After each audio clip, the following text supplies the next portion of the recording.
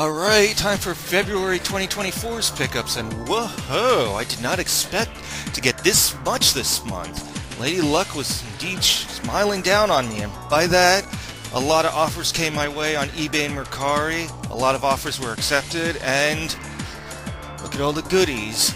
Let's start with the figures again. First, we got Firestar from the X-Men, but of course he was originally popularized through Spider-Man and his amazing friends. I remember seeing that cartoon, or more specifically, as I was a little older, rented one of the VHS tapes, the one where Firestar goes back to a class reunion with the X-Men, and you see Storm and Wolverine, along with the original X-Men, and the Juggernaut comes in to crash the party, and yeah, it was... But she didn't really stick in my mind after that, because she wasn't part of the comics that I got a hold of back in the 90s, and she was like with, what, the New Warriors and stuff? But her clout has definitely risen in the modern era, like in the Krakoa era, the fall of X, where at the last minute, before Jean Grey succumbs to Blight's will, she plants it in the minds of Orcus agents that Firestar was a double agent, and she just plays along to ferret intel to the Resistance, and one of the scenes is where she risks confronting Juggernaut to get information to him so he could escape with it, when he didn't really know she was a double agent, and whispered to him, okay, here's the info on this flash drive, now throw me down and make it look good, and ended up breaking some bones, all to keep up the facade.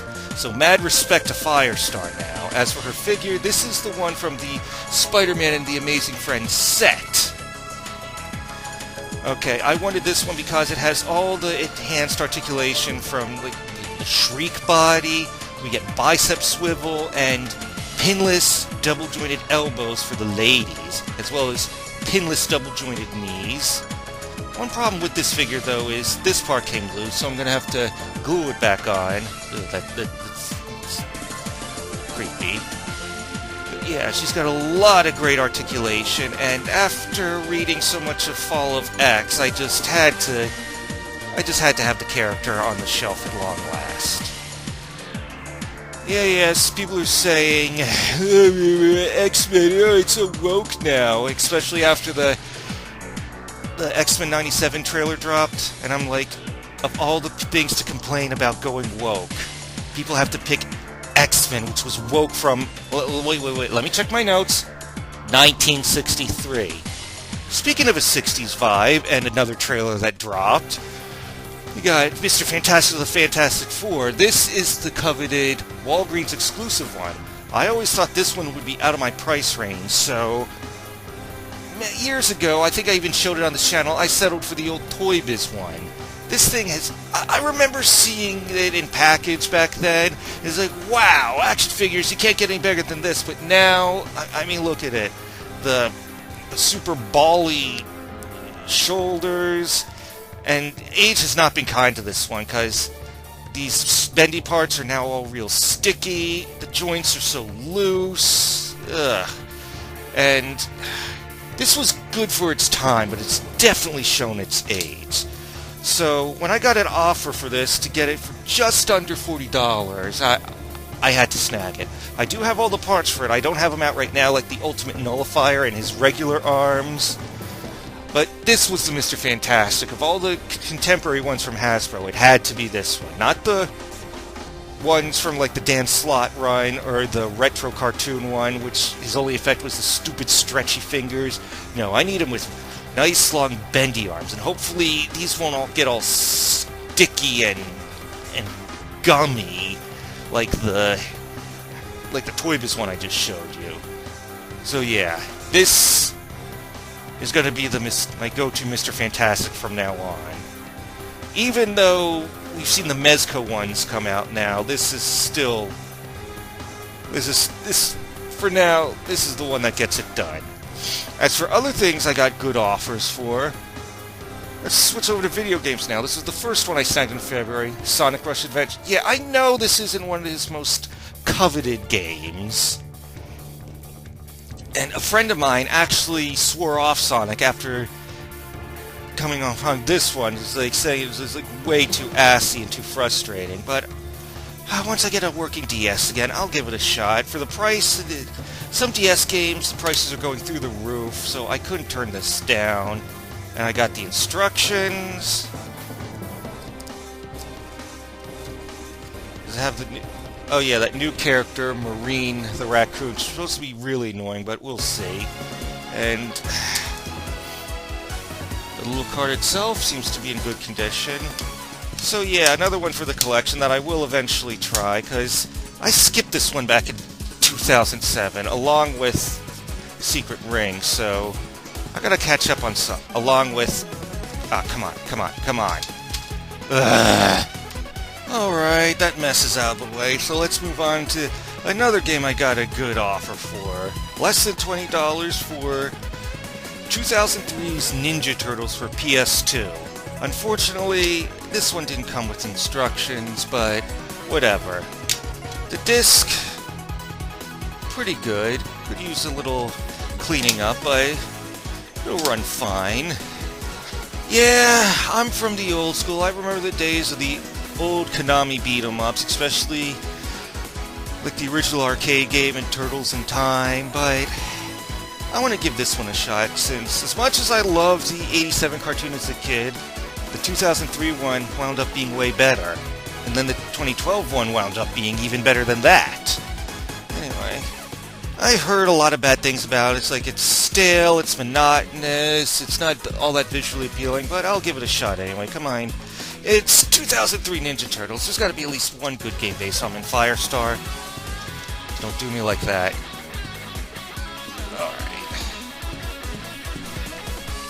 But toward the end of February, I thought that'd be it, just getting stuff online. But there was a collector's show.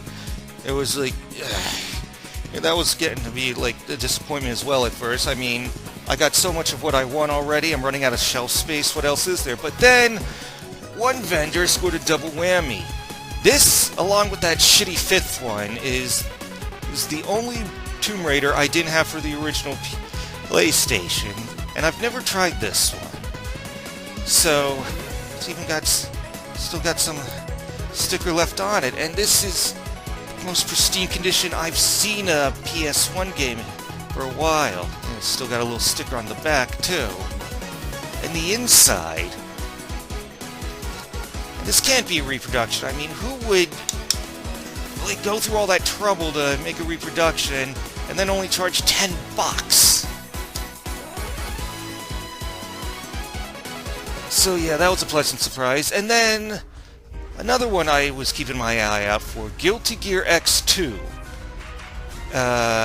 Number Reload, Midnight Car. It's the Guilty Gear sequels all had the weirdest name. It's like Guilty Gear XYZ, holy crap, Reloaded, something, whatever.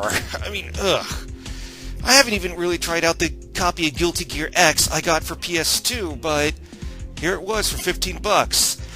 You got the debut of Eno, which is considered like, at least I think of as of Guilty Gear Strive, the main villain of the series. I haven't really delved into the lore. It's bonkers.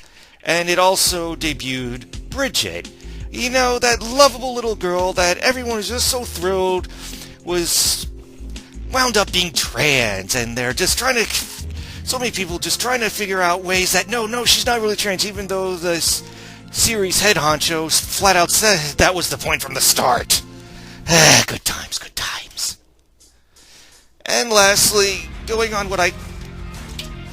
come on, you two. Work with me. We're at the end. Yeah, Guardians of the Galaxy Volume 3.